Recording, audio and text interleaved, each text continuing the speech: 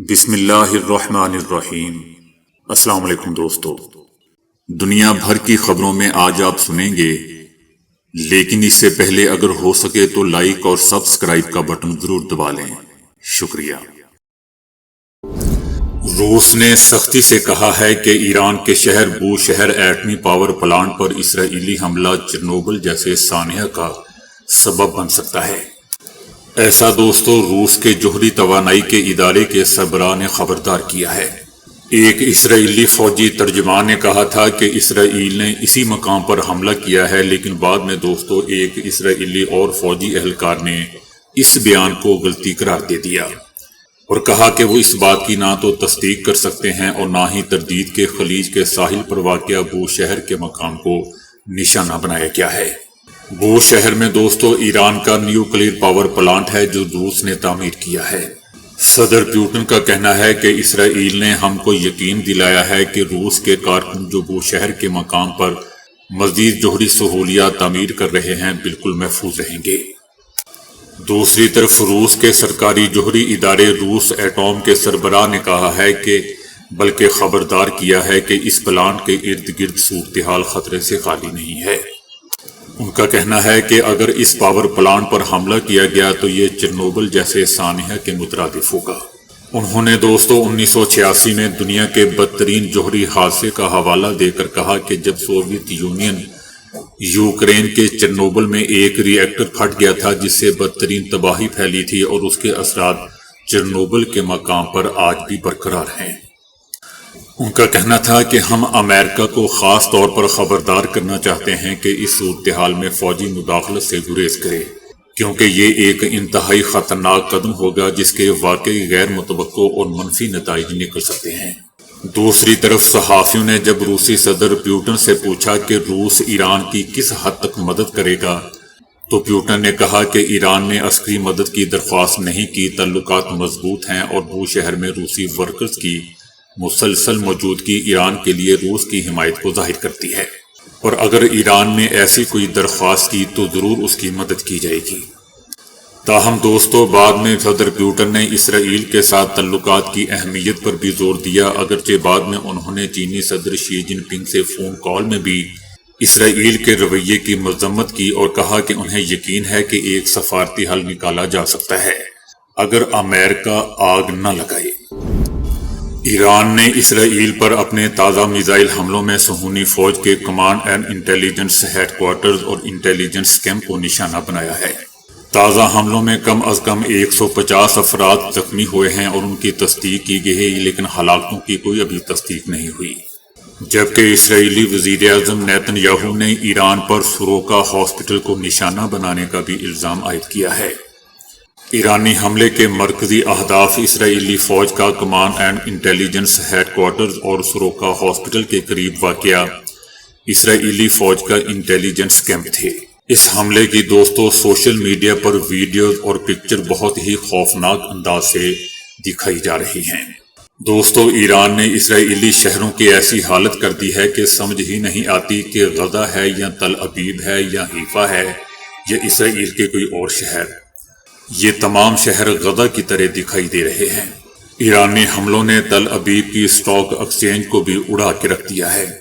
دوسری طرف اسرائیلی وزیر اعظم نیتن یاہو نے اپنے تازہ بیان میں کہا ہے کہ آج صبح ایران کے تخریب کاروں ظالموں نے سروکا ہاسپٹل اور ملک کے وسطی حصے میں شہری آبادی پر میزائل داغے ہیں۔ ہم ایران کے ظالم حکمرانوں سے اس کا پورا حساب لیں گے۔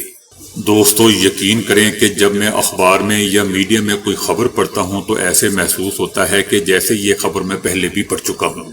فرق صرف اتنا ہے کہ پہلے جہاں غزہ کا نام لکھا ہوتا ہے آج کل اس پر اسرائیل کا نام لکھا ہوتا ہے، اور خبریں بالکل ویسی ہوتی ہیں جیسے پہلے آ رہی تھیں۔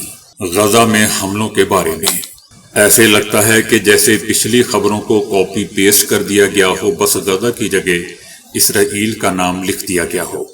یاد رکھیں دوستو کہ امریکہ ایران کو بہانہ دے رہا ہے کہ آپ لوگ گولان کی پہاڑیوں سے اور ایران کی تمام پراکسیز جو اسرائیل کے ارد گرد پھیلی ہوئی ہیں اسرائیل میں داخل ہو جائیں، اور انشاءاللہ آپ دیکھیں گے کہ اسرائیل پر اسی طرح قابو پا لیا جائے گا۔ اور پھر جب زمینی لڑائی شروع ہوگی تو آپ جانتے ہی ہیں کہ مجاہدین نے ان سب کو چیونٹیوں کی طرح مسل دینا ہے۔ اس حوالے سے کسی کو شک میں نہیں رہنا چاہیے۔ کرنل لارنس دوستو امریکی وزیر خارجہ جنرل کولن پاول کے چیف آف سٹاف تھے۔ آج وہ یوکرین میں امریکی سرپرستی میں ہونے والی جنگ، اسرائیل کے ہاتھوں فلسطینیوں کی نسل کشی اور ایران کے خلاف جنگ چھیڑنے کے امریکی اسرائیلی منصوبوں کے سب سے بڑے امریکی ناقدین میں سے ایک ہیں۔ کرنل لارنس اور ان کے سابق فوجی ساتھیوں کو بھی اس بات کا پورا یقین ہے کہ اگر ایران کے خلاف جنگ چھڑتی ہے تو فتح ایران کی ہی ہوگی، اور یہ فتح دوستو ایٹمی ہتھیار حاصل کر کے یا ایسے ذرائع سے نہیں ہوگی جو خطے اور اس کے ارد گرد کے علاقوں کو تباہ کر دے، بلکہ ایران روایتی اور غیر روایتی طریقوں سے امریکی برتری کو ناکام بنا کر یہ مارکا سر کر لے گا۔ ایسا دوستو کرنل لارنس اور ان کے ساتھی آفیسرز کا کہنا ہے۔ وہ کہتے ہیں کہ میں نے حال ہی میں اس شخص سے ملاقات کی جس نے برسوں پہلے ایران اور امریکہ کے درمیان جنگ کا کھیل کھیلا تھا۔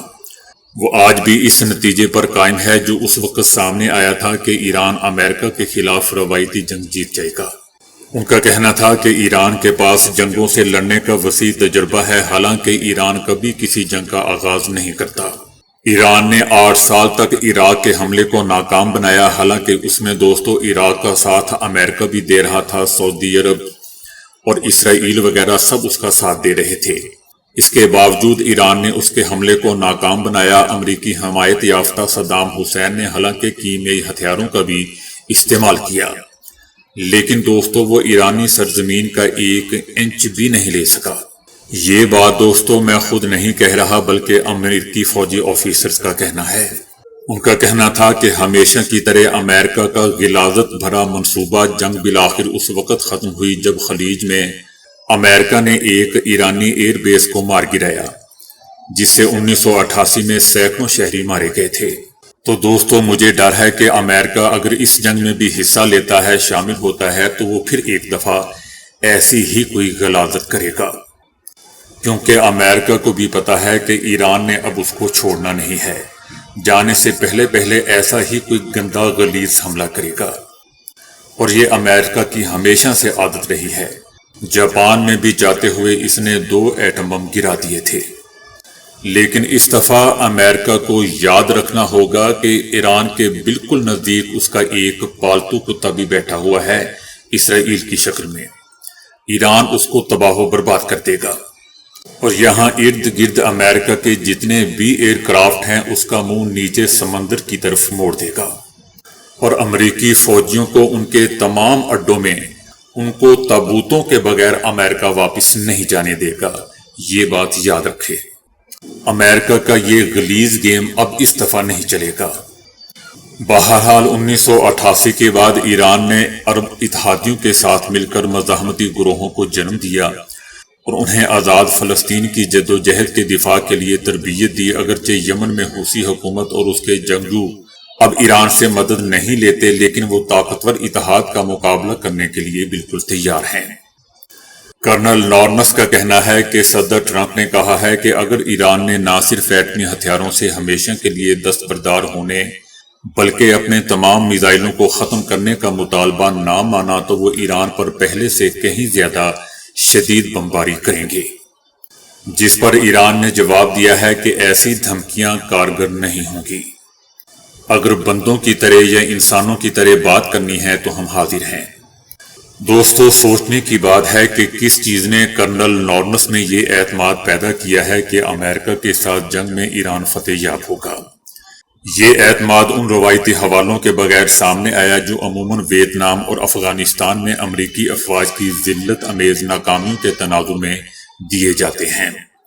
کرنل لارنس نے ایرانی فتح کا یہ دعویٰ امریکی وار گیمز کے نتائج کو دیکھتے ہوئے کیا ہے۔ دوسری طرف دوستو بتایا جاتا ہے کہ سپریم لیڈر آیت اللہ خامنائی پر اپنے ہی ہم وطنوں کی جانب سے بے پناہ دباؤ ہے کہ وہ ایران کو ایٹم بم بنانے کی اجازت دیں۔ دلیل یہ دی جاتی ہے کہ یہی واحد راستہ ہے جس سے اسرائیل کو قابو اور امریکی صدور کی جانب سے بار بار دی جانے والی دھمکیوں کا مؤثر جواب دیا جا سکتا ہے۔ مگر سپریم لیڈر آیت اللہ خامنائی اپنی اس فطری دانش کے ساتھ ڈٹے ہوئے ہیں کہ ایٹم بم ایک غیر اخلاقی ہتھیار ہے اور اس موقف پر کرنل نورنس کہتا ہے کہ ہم ان کے مشکور ہیں۔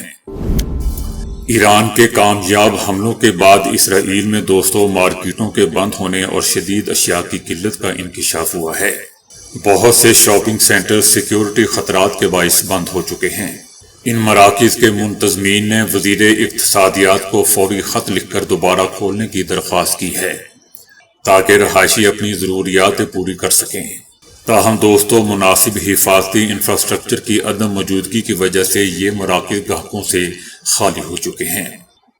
آن لائن خریداری بھی فضائی حدود کے بند ہونے اور تجارتی پروازوں کے معطل ہونے کی وجہ سے شدید کمی کا شکار ہے۔ جو تھوڑے بہت شاپنگ سینٹر کھلے ہیں، صہیونی میڈیا کا کہنا ہے کہ گروسری اور خوراکی اشیاء کی خریداری میں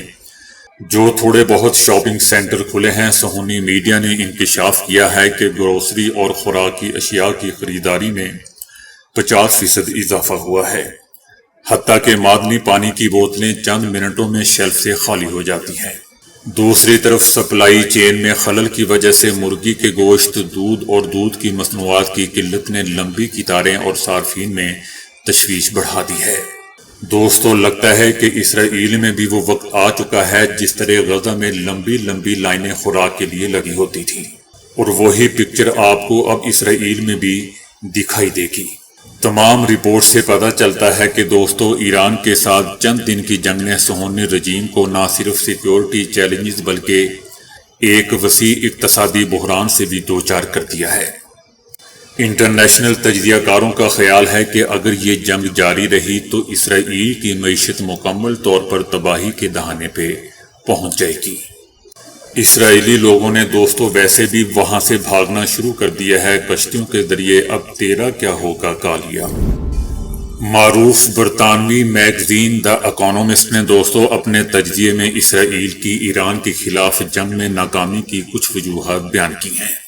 دا اکانومسٹ لکھتا ہے کہ اسرائیل کے پاس ایران کے خلاف براہ راست جنگ میں مکمل فتح حاصل کرنے کے زیادہ امکانات نہیں ہیں۔ اکانومسٹ لکھتا ہے کہ ایران ایک وسیع اور گہرے رقبے پر پھیلا ہوا ملک ہے جسے غزہ اور جنوبی لبنان کی طرح مختصر وقت میں محدود آپریشن کے ذریعے مؤثر طریقے سے مفلوج نہیں کیا جا سکتا۔ میزائل بیسوں اور فوجی مراکز کا ملک بھر میں پھیلے ہونا ایران کی حملہ برداشت کرنے کی صلاحیت کو بڑھاتا ہے۔ اس کے علاوہ ایران اور اسرائیل کے درمیان ہزاروں کلومیٹر کا فاصلہ اسرائیل کے لیے وسیع اور مسلسل فوجی کارروائیوں کو انتہائی مشکل بنا دیتا ہے۔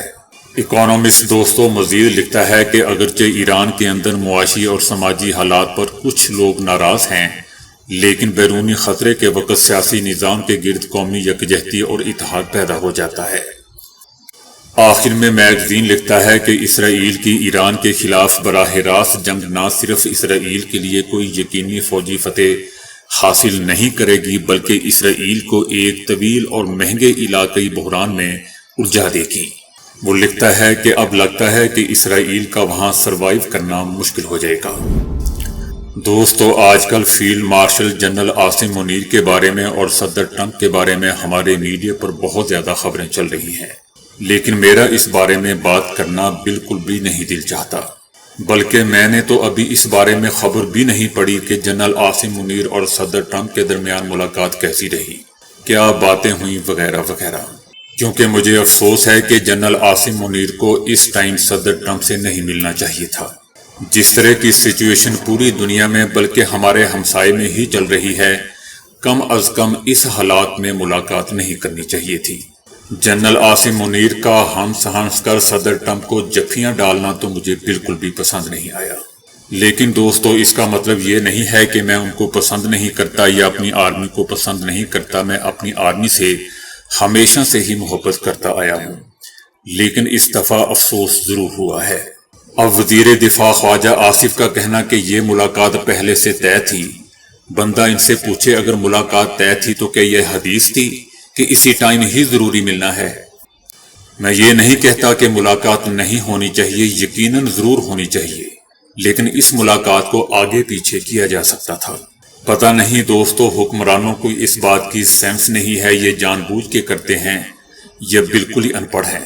مجھے کوئی سمجھا دے کہ اگر ملاقات کو آگے لے جاتے تو اس سے کیا فرق پڑنا تھا۔ بات تو امریکہ کی ہم پہلے بھی مانتے تھے، آگے بھی مانیں گے، تو کیا اتنا بھی نہیں کر سکتے تھے کہ ملاقات کو ہی آگے لے جائیں؟ ہم اتنے غلام کیوں بنتے جا رہے ہیں؟ مجھے یہ چیز غلط لگی اس ٹائم پہ حکمرانوں کی یا جنرل عاصم منیر کی کہ آپ وہاں جا کر ہنس ہنس کے ان سے جفیاں ڈالیں۔ یہ غلامی نہیں تو اور کیا ہے؟